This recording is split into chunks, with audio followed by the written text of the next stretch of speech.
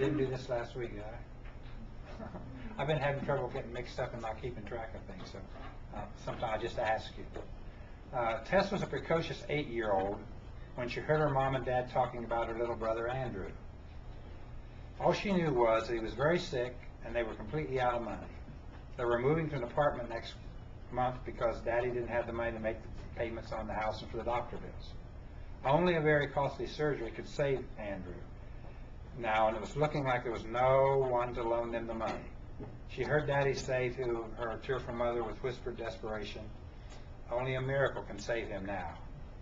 Tess went to her bedroom and pulled a glass jelly jar out of its hiding place in the closet, poured all the change out on the floor and counted carefully, no chance for mistakes.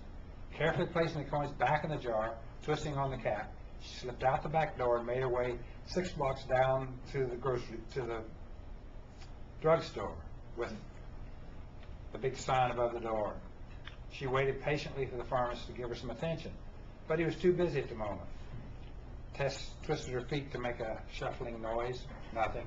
She cleared her throat with the most disgusting sound she could make. No good. So finally, she took a quarter out of her jar and banged it on the glass. That did it. "What do you want?" the pharmacist asked in an annoyed tone. "I'm talking to my brother from Chicago, and I haven't seen him in ages." Tess said, "Well, I want to talk to you about my brother.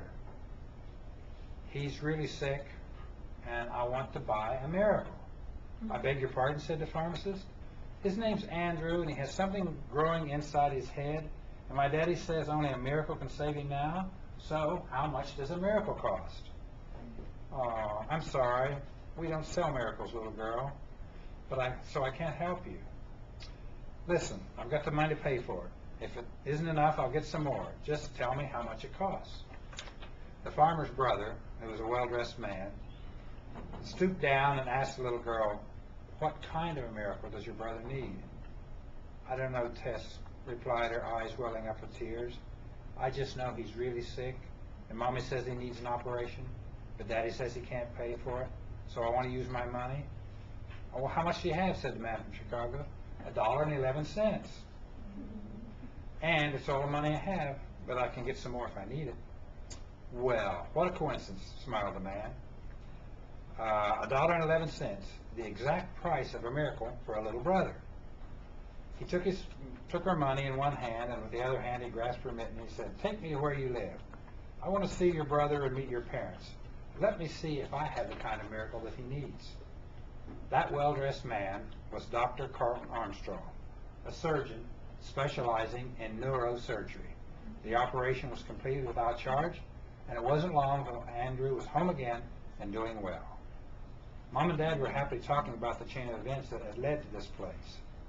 Her mom whispered, "That surgery was a real miracle. I'd wonder how much it cost." Tess smiled. She knew exactly how much a miracle cost. $1.11.